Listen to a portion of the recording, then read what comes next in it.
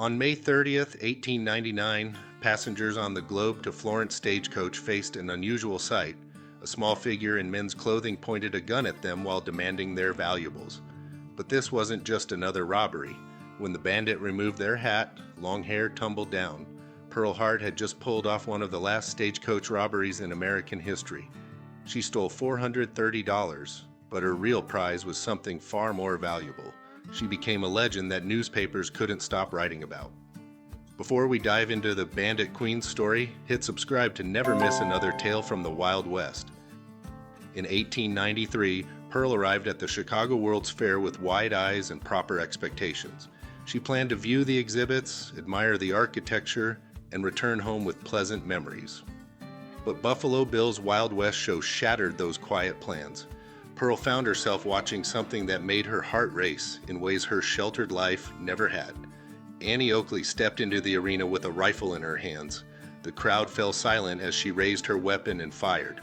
Glass targets exploded one after another. Men cheered and applauded as this woman commanded their respect through skill alone. Pearl watched Annie's confident stride and steady aim.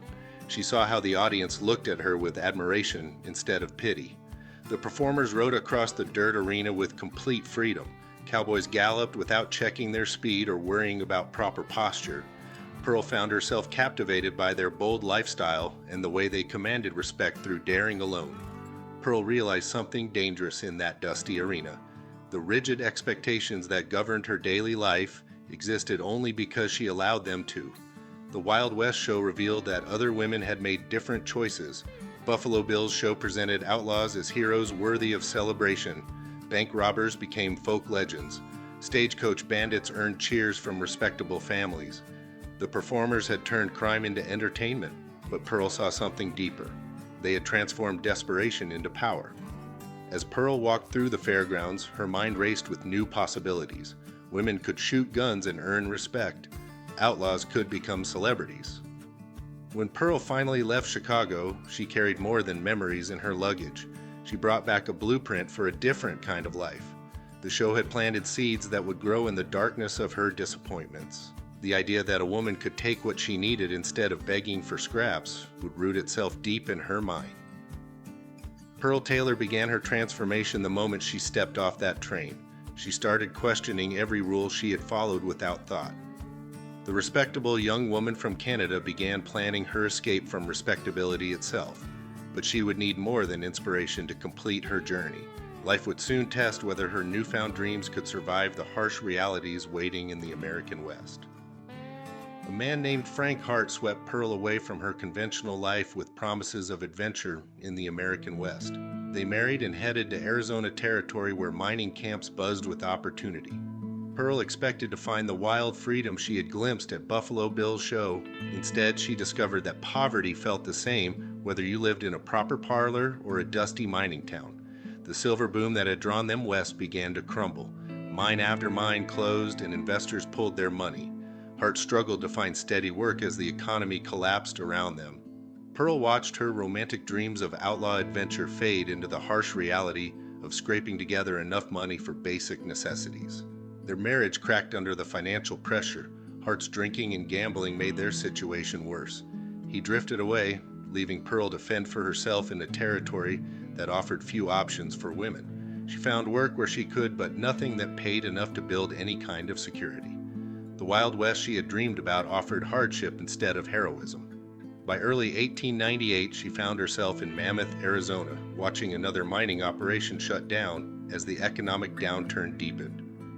Pearl eventually took up with Joe Boot, a miner who shared her circumstances but not her ambitions. He owned an old mining claim. They tried to work together, but it produced nothing valuable.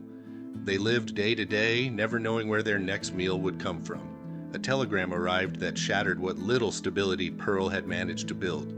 Her mother lay seriously ill back in Ontario, Canada. The doctors warned that her condition was grave. Pearl needed to return immediately, but the journey would cost money she simply did not have. Medical expenses would drain whatever savings her family possessed. Pearl examined her options with growing panic. Women in mining towns could cook for boarding houses, clean saloons, or sing for drunk miners. These jobs paid barely enough to survive on good days. During economic downturns, even these meager opportunities disappeared as businesses failed and men lost their wages. Buffalo Bill's Outlaws suddenly seemed less like entertainment and more like inspiration. Those stage robbers had taken what they needed without asking permission. They had solved their problems with direct action instead of hoping for charity or luck. Pearl began to see their methods in a new light. She started paying attention to the stagecoach routes that connected Globe to Florence. The coaches carried mail, passengers, and money between the mining towns and larger settlements. Pearl learned their schedules and studied the terrain they traveled. She identified stretches of road where trees and rocks provided natural cover for anyone planning an ambush. The mathematics were simple.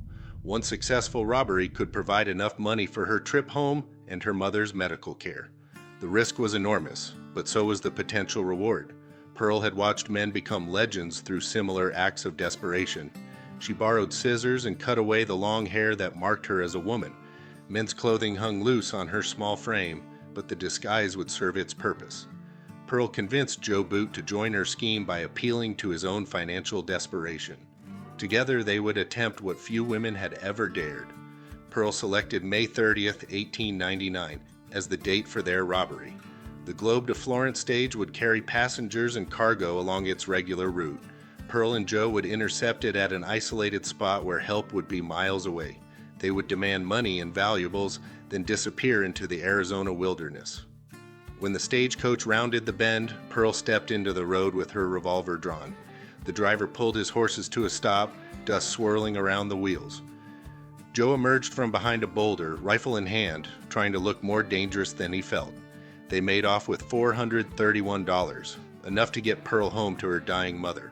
What they didn't count on was their complete inexperience as fugitives. Within days, a posse tracked them down.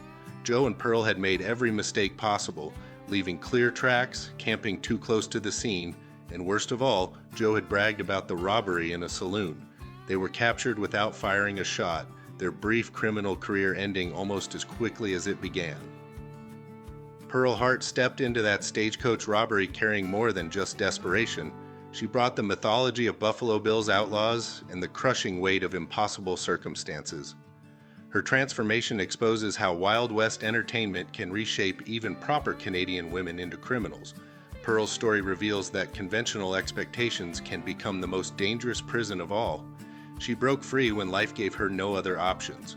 Her mother's illness forced her hand, but her childhood dreams of outlaw freedom provided the blueprint for escape. The robbery made Pearl Hart a media sensation. Newspapers across America couldn't resist the story of the Bandit Queen who challenged every assumption about women and crime. Her case captured national attention precisely because it shattered expectations so completely. The next time someone breaks free from society's rules, think of Pearl Hart. Sometimes rebellion begins with a single moment of inspiration at a Wild West show. Thank you for watching Gunslinger Gazette, and check out the video below for another gripping Wild West story.